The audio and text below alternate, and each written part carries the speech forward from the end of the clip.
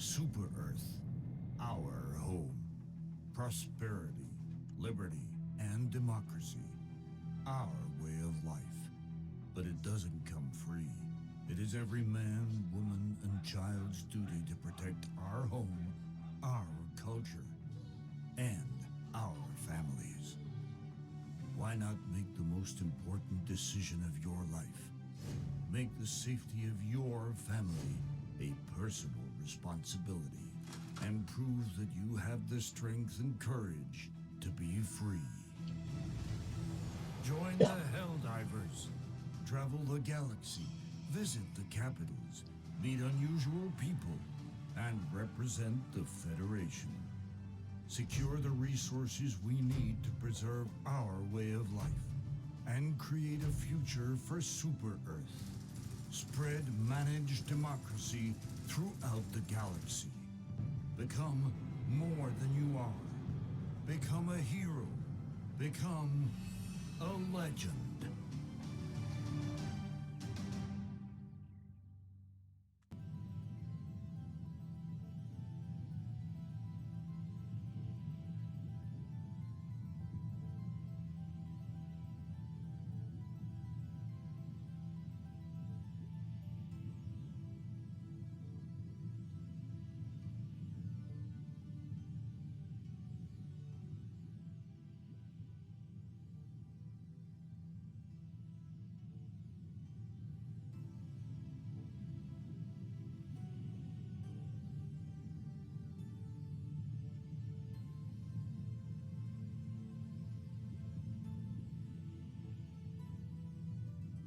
Roger that.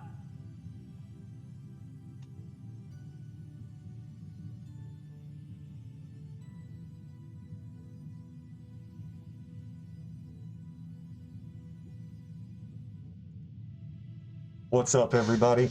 Welcome back to the first episode of Shinobi 13 Gaming, where we are going to get into one of my favorite new games, Helldivers. We're playing this one on Steam, but it is available on the PlayStation platform. I believe it's available on Xbox as well. So check this game out if you have any inclination whatsoever towards top-down twin-stick shooters that are a team-based environment. You can play this game solo, you can play it with your friends. It's just fun. To give you background and maybe spark some interest on this game, if you have any familiarity whatsoever with either the movies or the TV series Starship Troopers, this is basically what this game is about. You are effectively at war against a race of alien hostile bugs. There are also cyborgs and a mecha-based planet called Illuminates as well. So it's humans against this evil trifecta, but it has a lot of that same propaganda that brings back a lot of nostalgic memories to the Starship Troopers line. So this game is just fun. It's customizable, it's great, there's tons of option, lots of gameplay, and you can basically get on at any point for anywhere between a few minutes to a few hours and just have a lot of fun with it. So this strategy and gameplay guide is going to be geared towards new players. We're going to cover some of the basics in this first video, how everything is set up, and we're going to run a few missions as well just to jump right into things, and then we will progressively follow up with strategy, harder difficulty levels, and how to navigate those things either solo or working with a team. So let's jump into things, everybody. We're going to switch over here to the game screen real quick.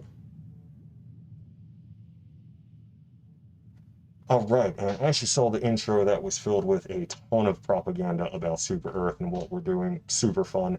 This is the bridge that you get to once you set up your profile. There is a training that you can go through, or you can just jump right into the game. Highly recommend do the training first just to get yourself acclimated with the keystrokes or the controls if you were playing with a PlayStation 4 or DS4 controller configuration. So this is everything right here. This is my guy, my little Shinobi 13 avatar. Yes.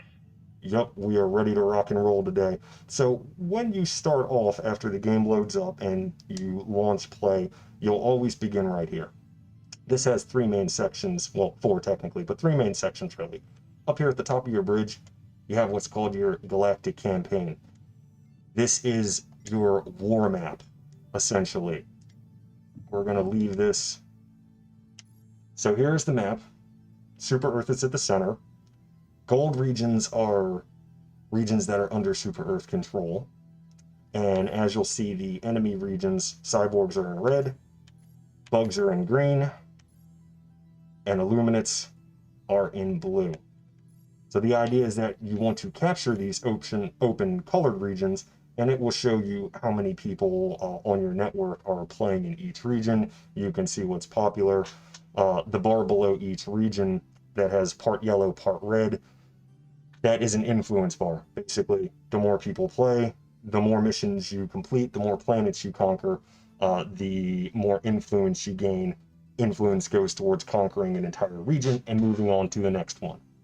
The overall thrust is we're at war with all of these races. So you want to try to get to the enemy homeworld, which is where they are all symbolized by their own unique symbol at the outer edges of this circular map.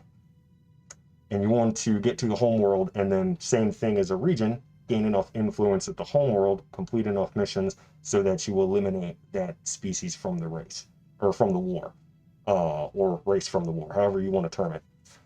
Once all three of them are eliminated, you win the war. And once you eliminate one race of evil beings from the map, they are no longer active for the rest of the game. Then you just have to defeat the other two. So that's how all of this is structured.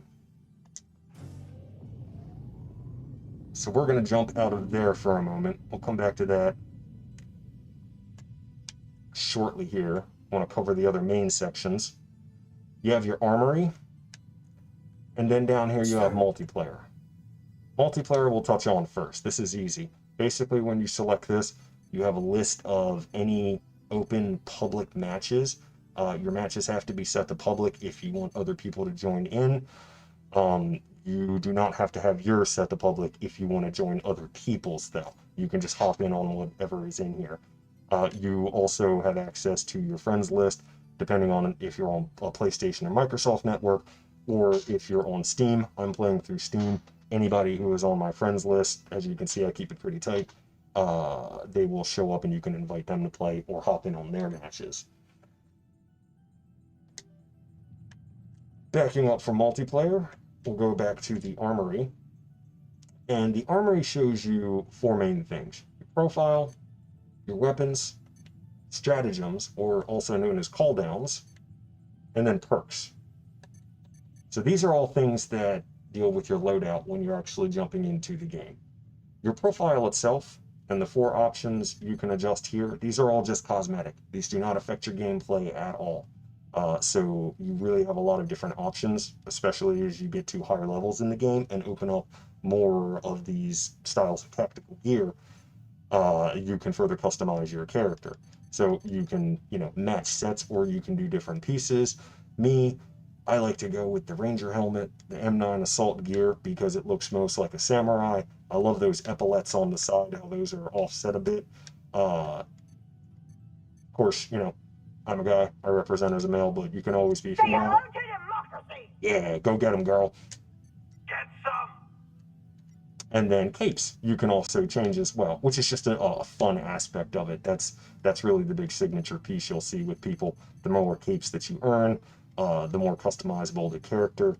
Personally, I like to go between these three because you have to complete very high-level missions to get these three particular capes. So I will switch those up throughout the game, depending on which species that we're fighting. So right now, we're going to stick with Bug Ecologist because it's an intro. Usually bugs are who you start out with when a war is first initiated, and they're technically the hardest enemy, but personally I think the cyborgs are harder than the bugs at the higher levels.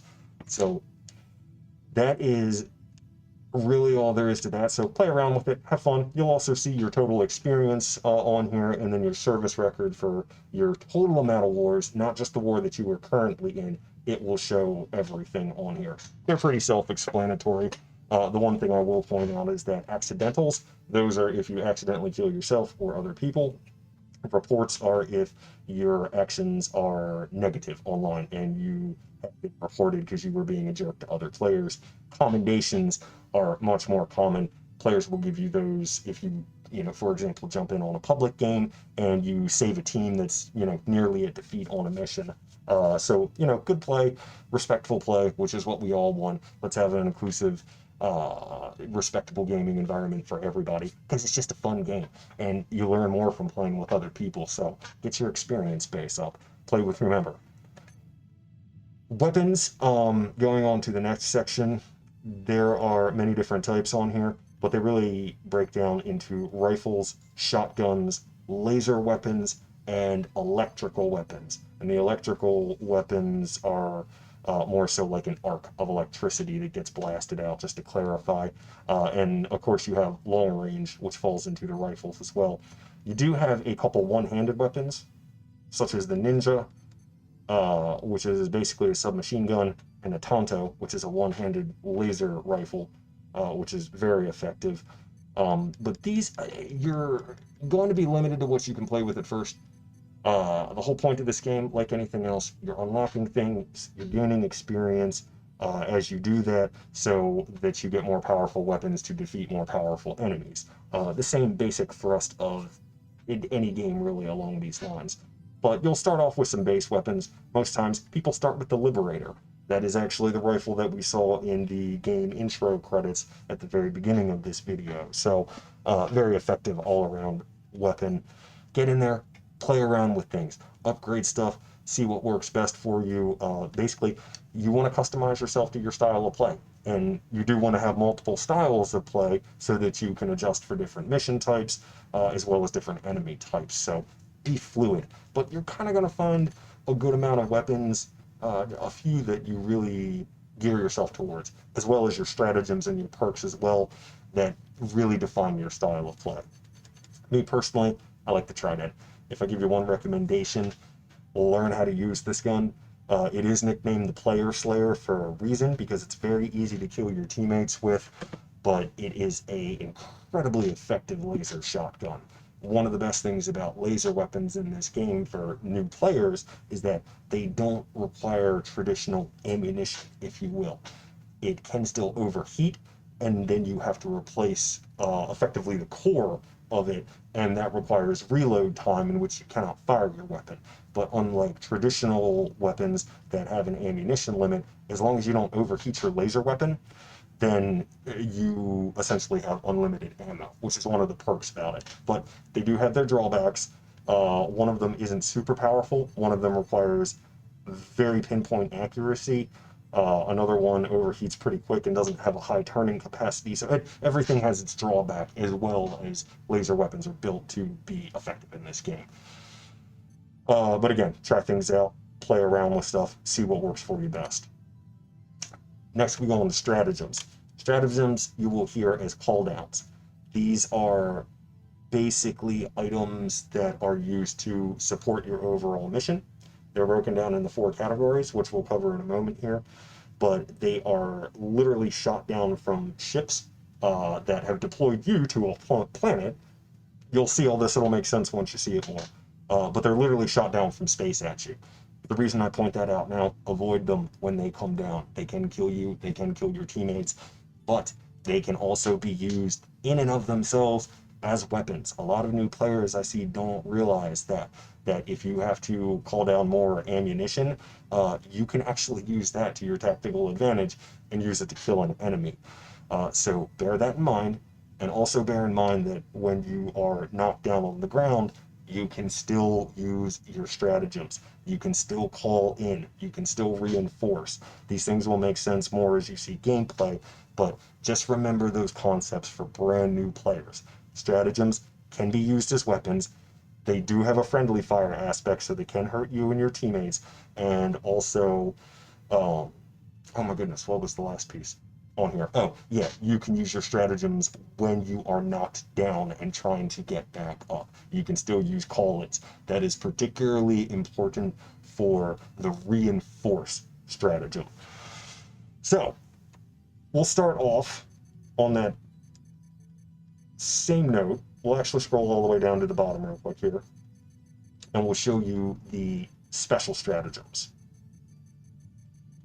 This is technically the 4th category, but we'll start off with these because you're you always come equipped with these. These are things that, like stratagems, like other weapons in the game, they will have upgrades to them to make them more effective, more powerful for your gameplay. However, these particular stratagems are always pre-built into your character. Reinforce is the most important. This is a multiplayer game. If you have enemies that die, you can summon them back in. There are essentially unlimited numbers of lives in this game, as long as you have one player on the map who can still call the other players back in or reinforce your team after somebody has, one or more have died. So you could bring people back to life, basically. But once the last person is off the map in a team game, you're eliminated. If you're playing in solo player, you have what's called an auto reinforce that will give you one reinforcement when you start the game, and for each objective you complete, you will gain another auto reinforcement up to a maximum of 2. So if you are playing solo, you have the chance to have essentially 2 reinforcements throughout the game, in which you will automatically be summoned back in, just to point that out too. The Hell Bomb is the next one on here. This is used for destroying big target items, and we'll just leave it at that for now so we don't get too far into things for that. But it is a nuclear blast. It is the most powerful blast in the game, aside from the tactical nuke, which you will get to as you get higher levels, but it's fun to use, I will say that much. Next up is the metal detector. There are objectives in missions where you are doing ordnance disposal of, buried ordnance. So you have to basically use the metal detector to find out where they are and then disarm them. If you disarm them incorrectly, you die because it explodes. And last but not least, you have your emergency beacon. This is used if you are, let's say, playing any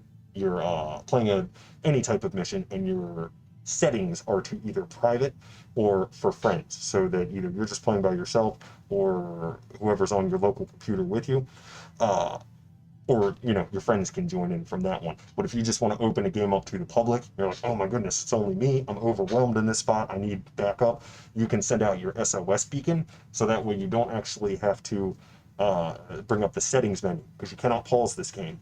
You don't have to bring up your settings menu while the game is still running and switch over to the public setting or the friends setting. So that is actually a pretty effective in-game tool if you get swamped, which you will.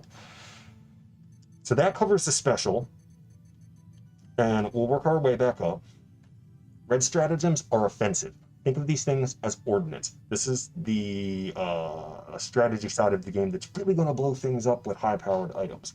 So most everything, you are going to start out with a limited number of options available, and they're all going to be on their first level. As you can see on this one, when you go over to the right, you get these, what they're called chevrons, these upside down arrowheads, and once you get 2 of them, that means you've been upgraded all the way. Everything can be upgraded to a maximum of 3. Everything essentially gets more powerful, more durable, or gets more uses and less activation time. Those are the main fields that are covered as you upgrade your items. So keep an eye out on the right side for the descriptions of it. Things like duration, power. One thing you'll notice is that, let's find one here, or we'll stay on offensive.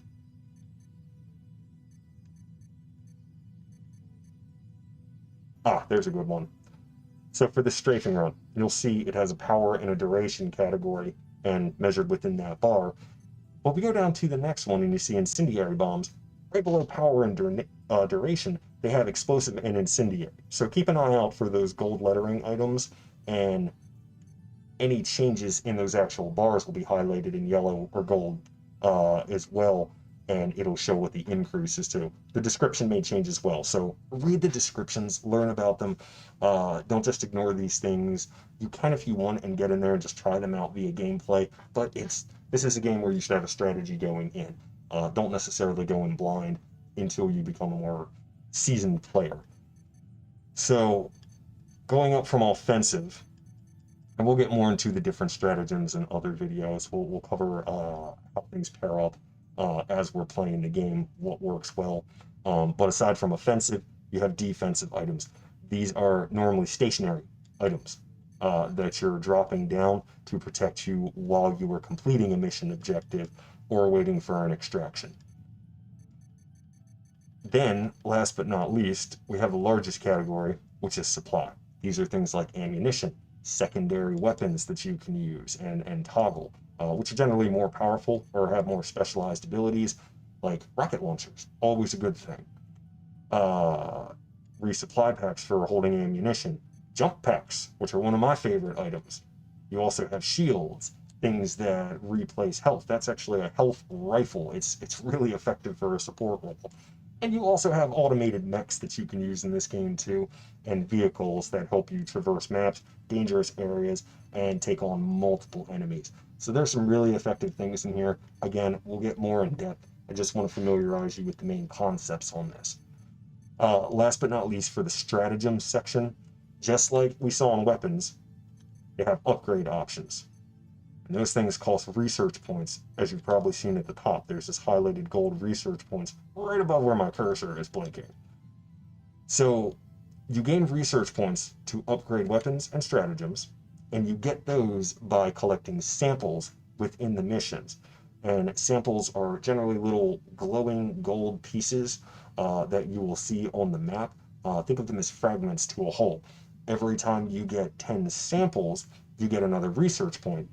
And for each level of experience that you upgrade to through completing missions, you will get an additional research point for that as well. At a certain point, you will upgrade everything and you will not have reached the top level of the game, and you will just end up with a stack of research points. So don't do yourself a favor, don't hoard them unless you're trying to open up something specific or several specific things. Open up a bunch of stuff, play with different items, see what works well for you. You might not like a weapon at its base level or a support item at its base level, but once you upgrade it to the next level or two, it may become one of your favorites. So bear that in mind. Moving on from stratagems, the last category that you can select for your loadout, and you'll see how all this pulls together in a moment here, is your perks. Perks are just additional items like anything else. You come with in this game, you come with a set amount at the beginning, and you have to level up and complete more objectives, harder missions to unlock them. Perks are tied to experience only. Basically, you get a lot of options here, but a 1.2 note, some of these are included, as well as stratagems and weapons with the DLC, so you may not see all of them depending on the version that you have. Hopefully you're watching this video before purchasing this game, for this part at least. The normal game itself runs about $20 to $24. I picked it up for $24. The additional DLC, if you buy them all piecemeal, you'll end up spending about $58, I believe, on Steam, without anything on sale. But you can get this entire game for $40 with all of the downloadable content. Do that. I promise you it will be worth it in the way this game opens up. It's still fun for the base version, but having additional things like all-terrain boots that help you run faster through snow, you just trust me. You'll see as we get into gameplay. Stratagem priority is also another very effective one. Cardio accelerator you get with the base versions, that's great to use. And then M99 auto injector helps you get back up faster when you get knocked down. Those can be particularly effective for certain missions in this game called retaliatory strikes. We'll see more of those later. Anyway, that is the summation on the armory and how that works. I know that was a real deep dive on that one, more so than the other two sections of your bridge. Going back to that, remember we have the multiplayer section, the armory, which we just covered extensively, and then the galactic campaign, or as my friends like to call it, the desk.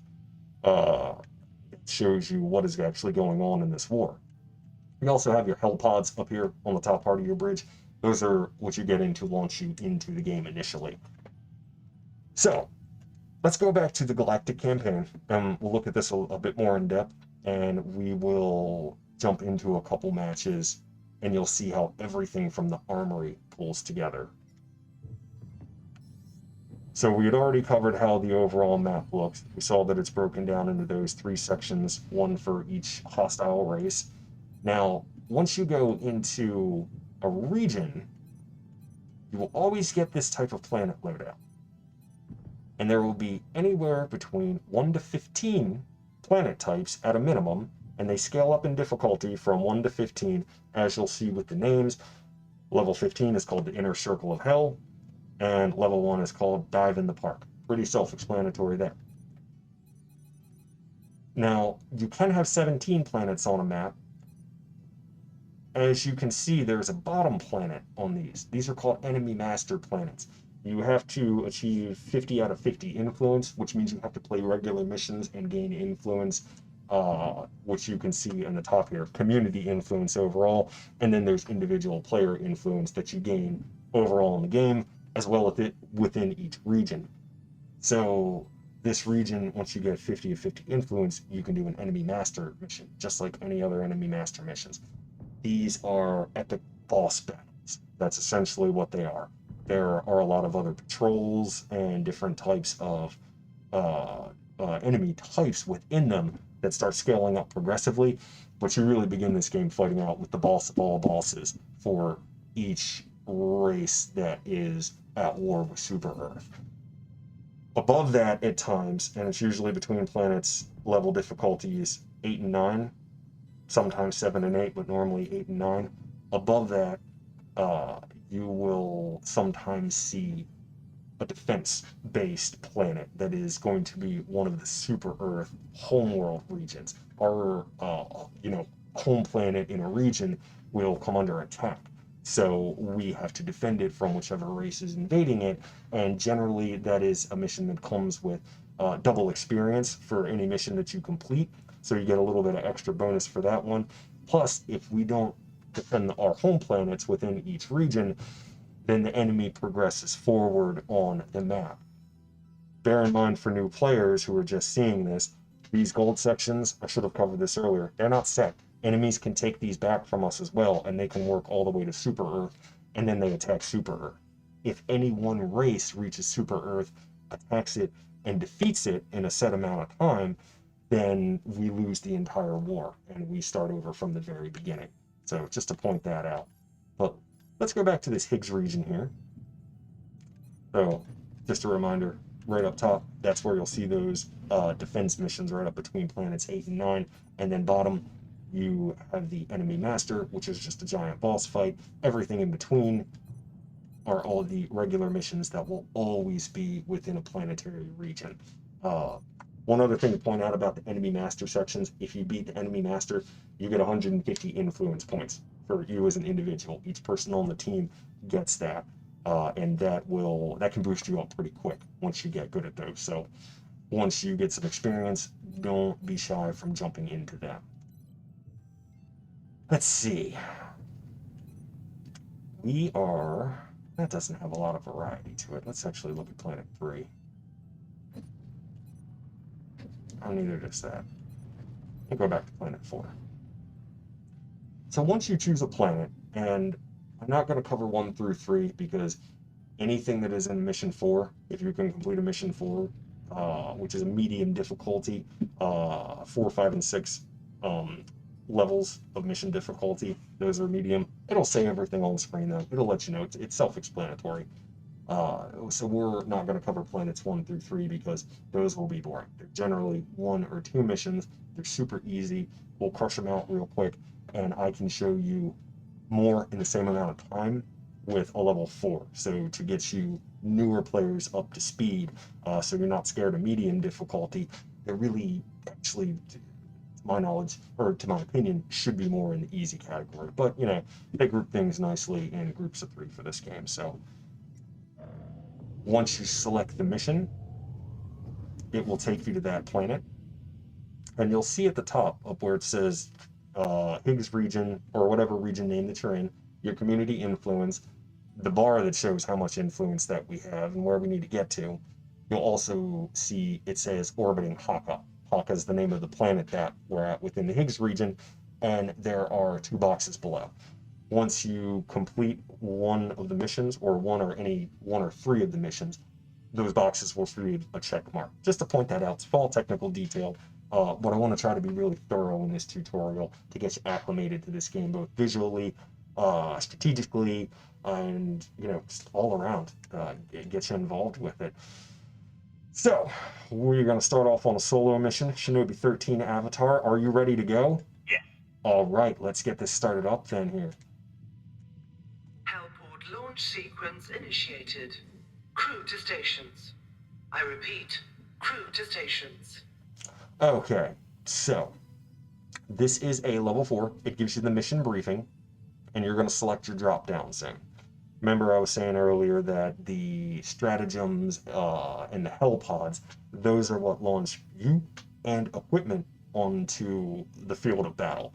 So one thing to note with your drop zone is that the closer you are to an objective, and your objectives will be highlighted in white, other parts of the map will be highlighted in gray that are either involved with the objective or the extraction point where you are getting picked up by a jet to be taken out of the field of battle. That happens once you complete or eliminate all of the other objectives in the game. So the closer you are to your objective, the more patrols there are going to be. They are swarming around there generally so that it makes it difficult to complete it. You really want to have a stealth aspect to this game. You want to get in, unload your equipment quickly, gear up, and then head to your missions while collecting samples as you see them along the way. For you new players, we'll check into this in another video that gets more into the strategy of the game, but there is a, pardon me, there is a support stratagem that is a beacon that will let you know where samples are. And samples increase in number as your missions increase in difficulty, or planets technically. The more difficult planet, the more samples you're going to find. I think you can get up to a maximum of, I may be off on this, I haven't collected all of them on a level 15, the most difficult, but I think there is about 28 samples on those types of planets, 30 samples, which, 30 samples would get you 3 research points right off the bat there. There's generally about 5 or 6 right around there on a level 4. So it scales up, but that's appropriate. Anyway, back to the topic. You want to drop yourself off somewhere discreet where you're not close to an objective so that A, you can cover more of the map, find more samples as you're going towards objectives, and you can also avoid enemy patrols right at the start. Okay, here's where everything we covered from the armory comes into effect here, when we start looking at loadouts. Now, you will show up, of course, on the screen. It'll have your avatar name, what level you are, and your associated rank with it. I am a Warfront hero at this point. It's taken a while to get there. And then right below that, you have your loadouts. Now you can switch those 3 or do a random 4th one, which just does a random for everything. I would recommend either try that at the very beginning and get yourself a good mix of things that you're playing with, or wait till you're a veteran player and have a lot of experience. You get a small extra bonus for this, but don't let the random loadout aspect gear you towards gaining more experience. It's a negligible amount in comparison to the rest of the mission that you're playing. So generally you can have, whatever you want on your loadouts, but you have 3 races and you have 3 loadouts that are preset. So I usually like to keep 1 per race, but you can switch them up. First, you start off with your perks. Those are the additional add-ons. Some of these only come with the downloadable content, and mainly I run Cardio Accelerator. That's one of the best in the game to use. We'll cover other missions where others are more appropriate. This increases the base speed of my character, whether when I'm running, in comparison to anybody else. So it's good to run across the map with. I'm going to switch my weapon up back to the Trident. Now, one thing I'd like to note before we jump in is that patrol control is essential in this game. You want to avoid patrols or take them out in short order, or else the patrols, which are usually lower level enemies, they call in higher level enemies that are much more powerful, especially the farther up you get in the game. So having something that works well for you to manage patrols, keep that in mind as you're choosing different weapons. For a lot of people, the shotgun like the breaker is good. The rifles that have a decent spread to them are good. Things like the trident, the arc thrower, and let's see. Well, even the Liberator is actually really good for that, to be honest, too. It's an all-around effective weapon. But something with a spread, usually better for newer players. It's easier to manage when you're dealing with multiple patrols, so you don't have to be so pinpoint accurate as soon as you start the game. So just something good to keep in mind. Alright, so we're on the trident here. And then you have 4 different options for your stratagem loadouts. And just as we saw from the armory, they go in that same descending order of blue, green, and then red. And of course your gold ones, as we mentioned before, they're automatically loaded up. So this is an easy mission. So I'm going to basically run it. Well, for me, it's an easy mission. I'm going to run it with some options that don't require a lot of key input. The more powerful the stratagem, generally the more keystrokes it requires. But a lot of the weapons cooldowns are basically 5 keystrokes. Those all go about the same, so weapons not as bad. In comparison, Mission commencing. the bunker buster that I'm using, which is basically just a single drop down strike of an explosive round. That in comparison to, there's another stratagem called the Thunder Barrage that launches a consecutive 27 of them and is a much longer key code to put in with your D-pad. And remember, I'm playing on PlayStation 4 or a DS4 controller on here, so D-pad, punching in codes. I'm going to age myself by saying this, but it's a lot like putting in a contra code. I essentially just, hit my L1 button, punch in codes, and all my stratagems, those 4 that I selected, I can call any one of those in. Another thing to note about stratagems is that they do have a cooldown time on each of them. You'll see that when you're selecting them, they have an activation time and they have a cooldown time. Cooldown is how long you have to wait before you can summon them in. Generally, the more powerful the stratagem, the longer the cooldown period.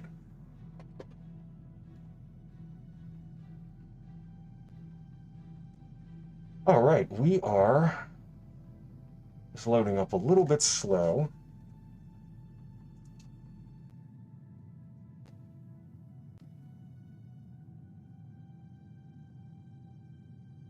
Tell you what, we will be right back with you when this is all loaded. All right, here we go. Oh, perfect. See this right here? Sample. And then you see in the top left, your sample increases. And if you noted that it is a little beaker icon next to them. Supplies incoming. Equipment on its way. There we go. You'll notice that little beaker symbol that came up next to them on there. When you use the one support item I had mentioned before. Helldiver deploying to combat zone. Wait.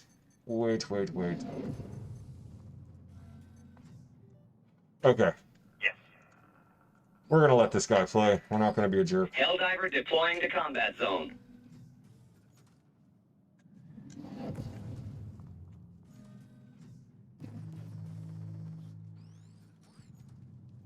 All right. Stand by. Equipment on its way. So I did not realize that I was on a public setting. So Exodus and Wolf had joined me. I don't know these people, but we're going to rock and roll here.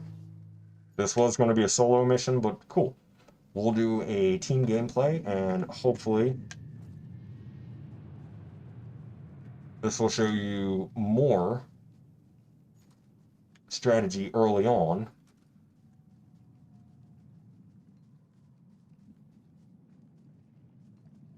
So not much right now. Not a lot of stuff going on right now.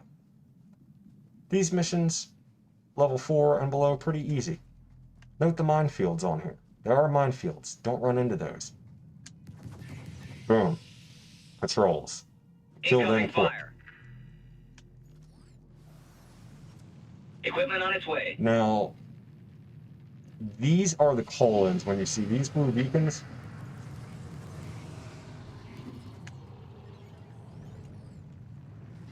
or the red ones, Defense drop incoming. and that's my stasis field. That slows things down. So we completed this objective here. I don't know why they called down a mobile tank for a level 4. I can run this whole level by myself with a trident, and we'll see more of that later. But for the sake of the video, I am glad that you guys are seeing this. Now you can see more of how things work with different stratagems. And we're gonna, oh look, a tank. Perfect. So these are the big bad enemies All right, down there. Deploying ordnance. that I mentioned before. That's what happens when patrols come out. Affirmative. And your D-pad also has commands that are voice activated. Up is yes, down is no, Like the taste of freedom. left is wait or stop, and right is go. To the skies. That was my jump pack. That was one of my call downs. And as you can see, Engage. as long as you're maintaining the patrols, you can basically run through the map and handle any objectives.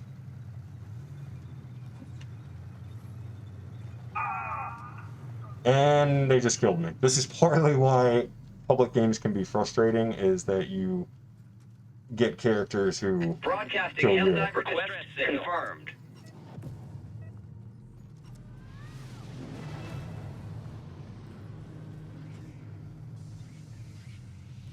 For super. But anyway, that's just part of the charm of this game. Sometimes people are going to mess up. They're going to make mistakes. You are going to die a lot. Request acknowledged.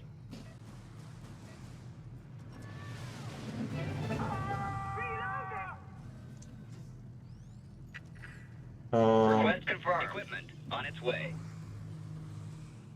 No. I didn't mean to do that. What I meant to do was...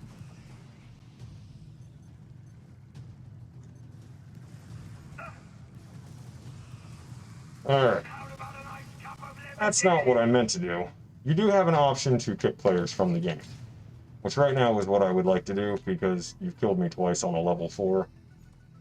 But they have my people, so we're just going to deal with it for a second here.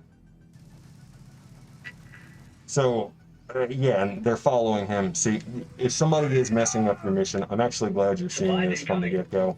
You do have an option.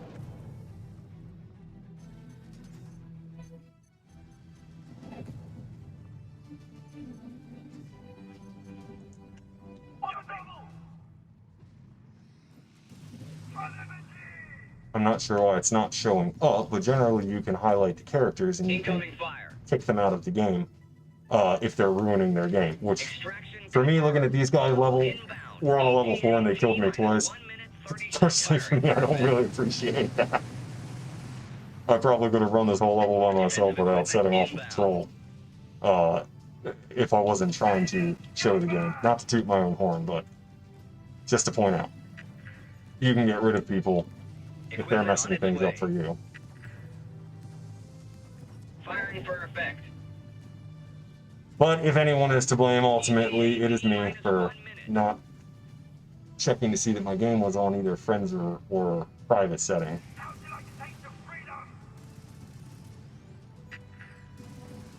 But anyway, Firing for effect. overall, I'm glad you're all seeing this. Incoming. You're seeing a lot of different weaponry go off here. A lot of different cooldowns. You've seen people die and get pulled back in. Hold out. T minus Again, 30 that was the cooldown code. Request acknowledged. Engaging target area. Roger that. Affirmative. And these are ordnance strike downs, basically. But again, you have things that really work out well, that can be offensive and defensive as call-ins. like this firewall right here. Hurts enemies, protects you, and zones off an Alright, down area. there. Deploying ordnance. Shuttle arriving. Defensive stratagem incoming. Engaging target area. Incoming fire. Wow. Wow.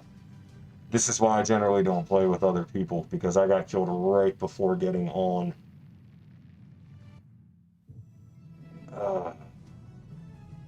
Well, that was a sad ending, but at least I'm glad everybody got to see what an initial mission is like. This will look a lot better when I'm not playing with other people who kill me twice and throw cooldowns right on top of me. Hopefully I'll get back on the bridge and I can kick these two people from my game.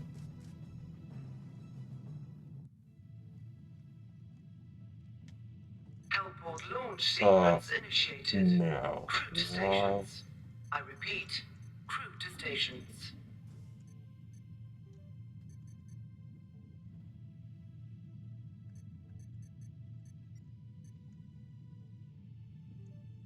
Oh, that's why I'm putting in the wrong command.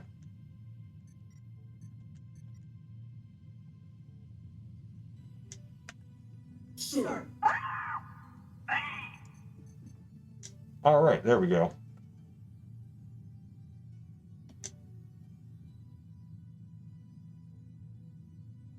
Okay, so next mission.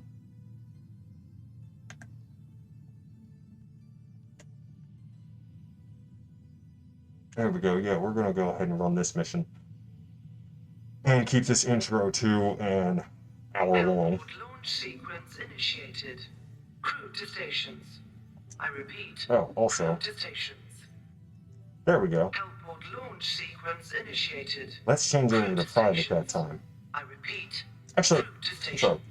We're going to back out real quick. I'm going to show you these settings here. So, for me, pressing the options button brings up all the squad members on there. And with other squad members, you can select them and commend them if they do a good job. You can also change your settings here. Generally, I keep mine to friends or private.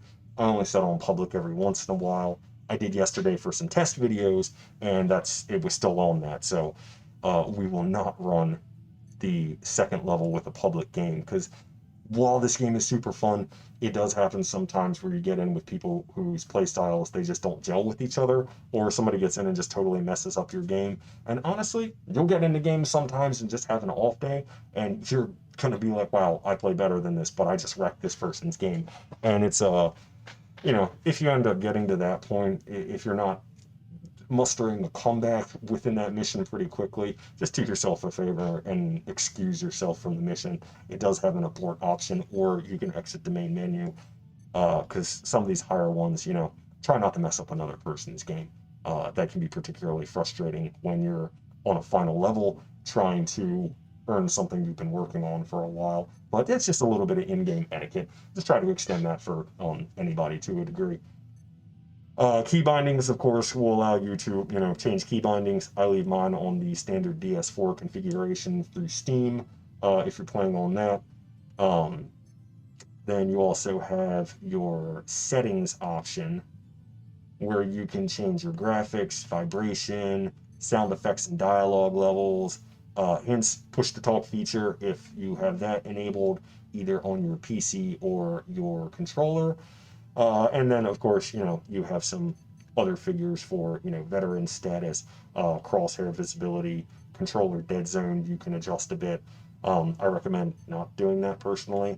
And then they have a large cursor for the game, which, well, my cursor's not showing right now, but it's a really big arrow that you can use. And then exit the main menu. This brings you back to the start portion of play. And of course, if you want to quit the game, that'll shut the application down. So just a real quick on the options menu, and you will see, as we did before, that you can kick people from it. The kick was Y if you're on an Xbox controller. It's triangle when you are on a PlayStation controller. I'm not sure what it is for computer, but once you highlight a character, down at the bottom, it will have different options besides just the back option. For mine, it will say, you know, Y is the option to kick a character, even though I'm playing on DS4.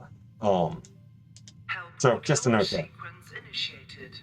Crew to stations. Okay. I repeat, crew to stations. So last mission we saw, we had 2 capture areas which were highlighted by flags. Again, it's essentially just capture the flag for those missions. And we had one where we were escorting survivors. Escorting survivors, these are interesting. Because you just have to navigate anywhere between 1 to 4 people. As long as you get 1 survivor into the base, as highlighted in gray here. As long as you get 1 person in there, you're good. If you don't, you fail the mission. Now, you can only, when you're playing solo, you can only bring 1 group of survivors at a time. If you have 2 or more people, you can collect each group, or each person actually that you're playing with can collect a group of 4 survivors. So if you had 3 on this map and I was playing with 3 people, myself included, we could literally just circle the map, grab all the survivors, and take them all to the base at once. Effective strategy. You increase your risk of losing them, though, all of them, and failing all the missions, because you're opening yourself up to a lot of attack from patrols doing it that way. But just to note a little bit of strategy early on there. We're not going to do that for this round because I'm playing privately, but we are just going to crush through here real quick. Remember, try to drop down away from your objectives, especially if you're a newer player. That way you're not getting swarmed right from the get-go. Then you choose whichever loadout you have set up, your perks, your primary weapon, and then your stratagems.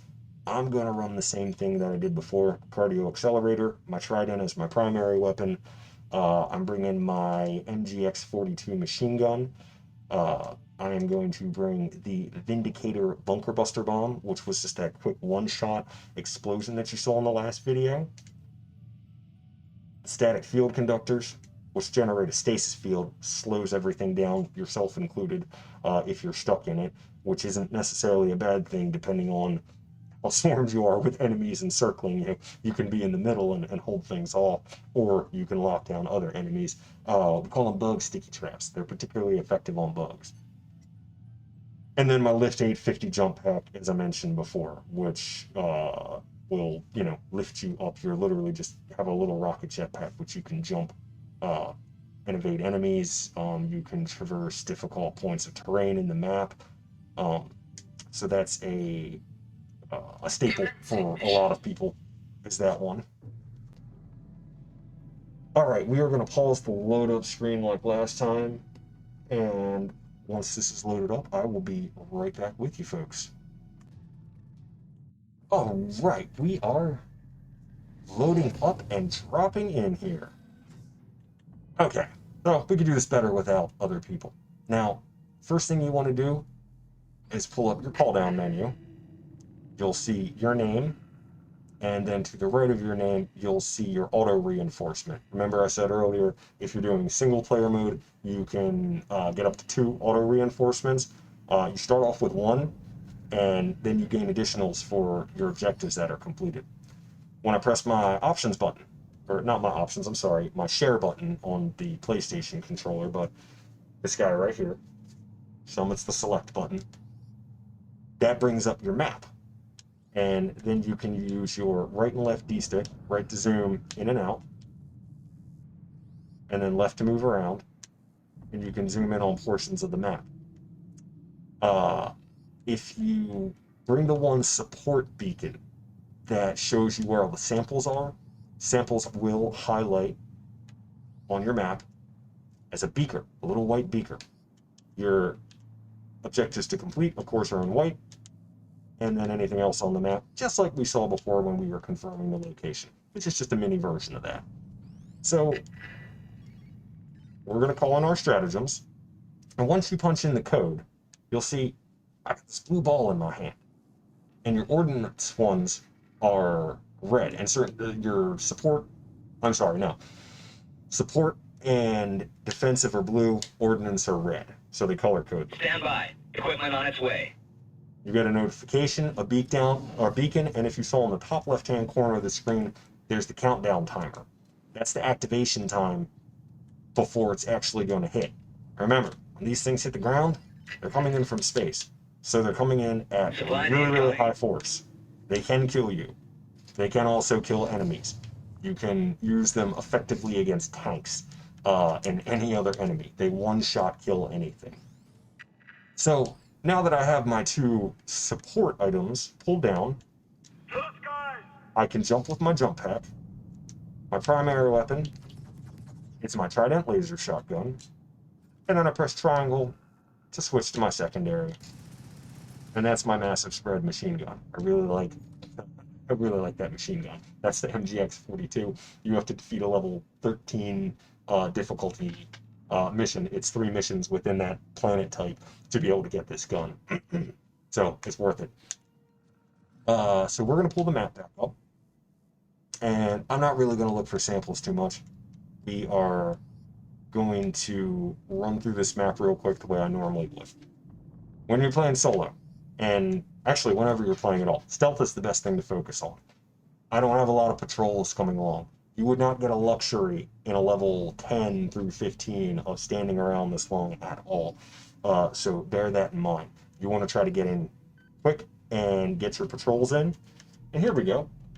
Down on the map, you'll see highlighted in red, those are patrols when they get within range of your homing beacon on your character. So you got to keep an eye out for them. Now me, I'm walking slow. Asian scumbag! Those are bugs. Remember, we're doing a bug planet here. This is your normal walking pace. And this is running with cardio accelerator. And those are bugs. Anything that moves that isn't a Helldiver in this game, kill it. That's the objective. And then get to your other objectives and complete those. And as you can see, this thing, pretty powerful spread, and takes out these low-level guys pretty quickly. For any of these patrols, they're, like I said before, they're the main thing to manage in this game. The patrols, they will sound off, and you'll see a big red warning beacon basically go off around them, or any enemy type, and they will call in stronger, more powerful enemies. You saw the tank that we had in that last level that killed me pretty quickly in one shot. At the very end, right before we extracted, nonetheless. Now, stopped here real quick to point out one thing. We had this big old, basically mountainous range right here in the middle, and then we had these 2 paths down. So why did I run down this side, as opposed to just starting up here where I was, come down here directly to my objective? Well, I wanted to see if there were any samples down here to start, and then circle back up. And if I get into the thick of things right around here before I get to these guys, I have an escape plan. I can always run back up here and come back around the other side. New players, I want to really impress upon you that this game is mostly stealth-based. The battles, they're going to come. They're going to get there. But you navigate the map with stealth, and you try to use your best judgment for that. If you get away from enough enemies, and this option disappears at some of the very highest levels, like 13 through 15, but you can basically outrun anything with cardio accelerator.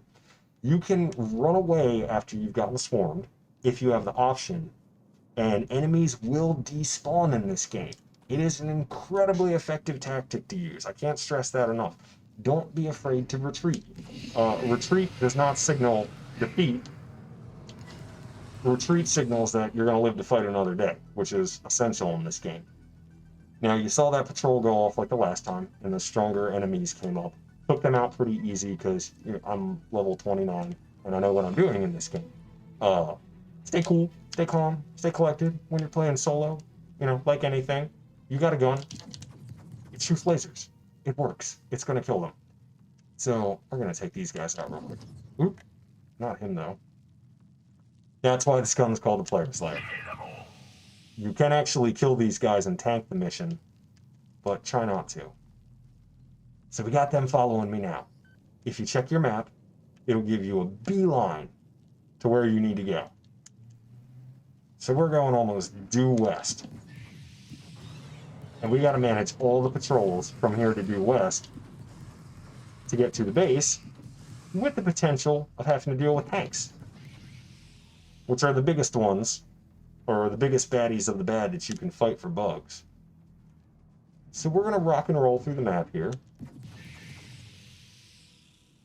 Control the patrols. Keep an eye out on our survivors. Try not to outpace them too much either. They can get lost if you outpace them. And if you lose all of them, you fail the mission.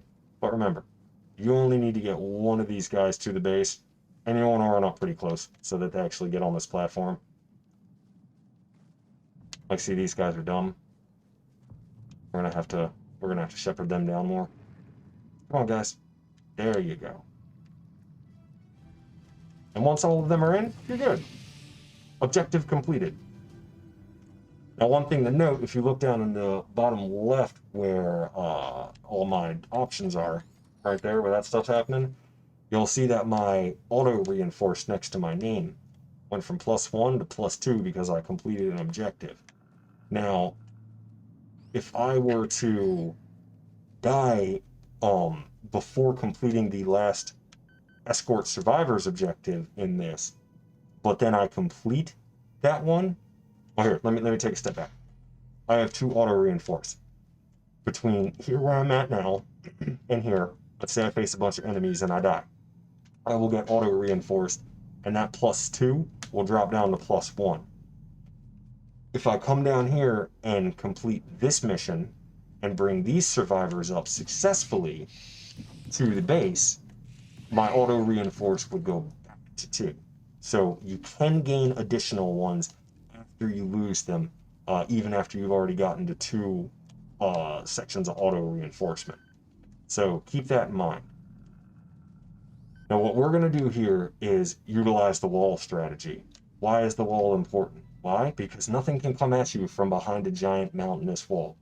So you can keep one side basically completely defensive. And as you can see, or if you're catching them in the top left, those patrols that were coming after the location where the guys were at, they're going right down there to where my last known position was, basically. I just snuck around all of them and just hugged the wall and kept out for patrols. So we're going to come down here and murk real quick. There we go. Oh, here's a good example. These guys get attacked, but they all got in. And even if 3 out of those 4 had died, as long as one of them got in, we would have still completed that mission, and it would have been considered fully completed that we escorted the survivors. You just need 1. Now, as you can see, the closer you get to objective points in the game, more patrols. But I'm glad they're coming up in this, so you can get a chance to see different types. Yeah, come on, guys. Come on. R2 is a grenade. How about a nice cup of Liber-tea? Be careful of your R2 button or your right trigger if you're playing with a controller. That is one of the biggest things I see new players do, and still guilty of sometimes myself, or taking out other players accidentally, is hitting the left trigger while punching in a code and accidentally taking out my own team. Boom, boom, boom, boom, right in his face. Right in the face. So, 2 things to note here. Your enemies' 2 weakest points are going to be right in their face, like that, or head on is more appropriate to say. Head on or at a 90-degree angle. Remember that if you're not hitting these some of these higher level enemies at a 90-degree angle or head on with heavy artillery such as rocket launchers, you're not going to be as effective against Extraction them. confirmed. Shuttle inbound. ETA T-minus 1 minute 30 seconds. So one thing to point out, let's manage patrols real quick. So this call down, where your extraction point is, it does not show up until you complete or fail all of the missions. You'll know where the point is, but you won't have the call down option. 1 minute. And it takes a minute and a half for your jet to come down. And you basically just have to defend an area. Now, here's one thing. We're going to make this more difficult. If you have to get out of dodge and run, that message will come up. You get multiple chances at the landing zone. So if you have to retreat, again, viable strategy, you can do that and come back and repunch the code in.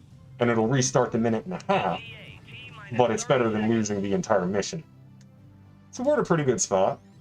For fun, we're going to throw out a stasis field on these guys. Drop incoming. And you see how they slow down? ETA T minus 15. Particularly effective. Boom, T minus boom, 10 seconds. right in the face. T minus 5. And we're going to blow these guys up with our bunker buster. Incoming fire. Shuttle Oh, arriving. look at that. Also, do not get hit by the jet or the plane when it comes down. It will kill you. It will kill anything below it. Also, newbies, Shuttle pay attention to this T one. minus 10 seconds. You punch a code in, you can hold it. Well, guess what? T minus 5 seconds. Firing for effect. Over. Won't kill you at all, but you can always leave a goodbye present. So remember that. That's part of the charm of this game, especially once you get the tactical nuclear strike. No better way to end a mission than a tactical nuclear goodbye to a bunch of hostile alien bugs. So that was a mission. Solo, got to see a bit of variety there. Not as much on the stratagems or call downs because it's a lower level. You'll see more of those as we go. After you complete it, you saw that it rated us for stars, how many that we got. The stars are based on, did you complete all of the missions? Because if you fail one, you do not get a star for it, and you don't get that experience. If you complete all the missions, then you get judged on the death count. So low death count, this is like golf. The lower the count, the better. Low death count, you get a star for that one if you're within the threshold. And those start to scale up with the game, how many times you're allotted to be able to die before it eliminates you from being able to get that star or experience. And then the last star is on the extraction. Did everybody on the team get on the plane and get off? Even if you're playing with 4 people and 3 of them die and only 1 person gets out and or onto the plane and out for the extraction, you still complete the mission. And everybody still gets the same amount of experience, but it removes an amount of experience per player that you get. You have to get all of them on to get that last star and get the full experience for it. So I got 1200 XP from this one. As you can see, it shows how that affects your board. It adds your samples to it so you see how many you have, and then you get your death count. That's how many times you die, how many kills you've had. Accidentals are if you killed yourself or other players, and then shots fired and your accuracy. Accuracy I don't pay attention to too much because I use a lot of high spread weapons. The Trident fires a 5-beam spread. I can hit one enemy and potentially kill them with 1 beam, and the other 4 don't hit. Technically, it's 20% accuracy, but I only fired the laser shotgun once to take out 1 enemy. So still 1 shot, 1 kill, but it's technically 20%. I don't really focus on that. And then it'll show you the planet conquered. And then it breaks down the total influence for each mission, and it shows the amount of community influence that goes towards that region. That influence that you add towards the region, that +7, that's synonymous with the influence I gained just as a solo player. So, to show you where that counts, when you're on the Galactic Campaign, up at the top, right below where it says Galactic Campaign, you'll see Warfronts, Proving Grounds, Heroes of the Federation. For me, it's my right button.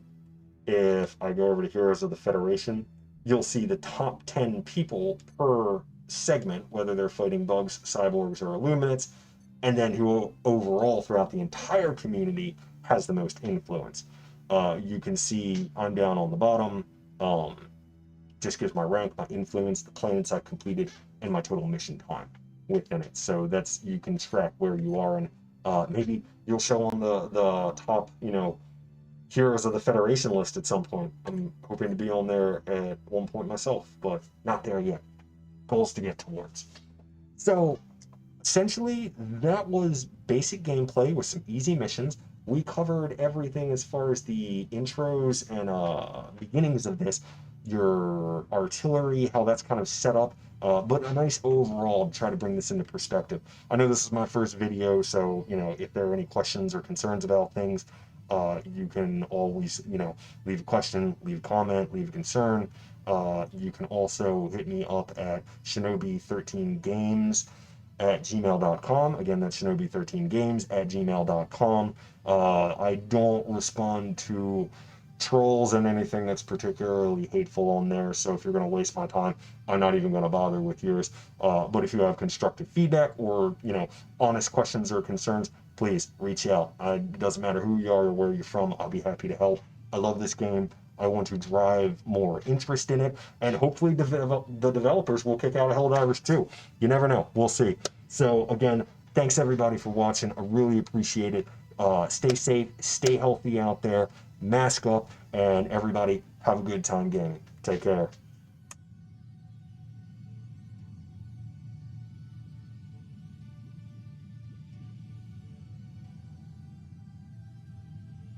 Roger that.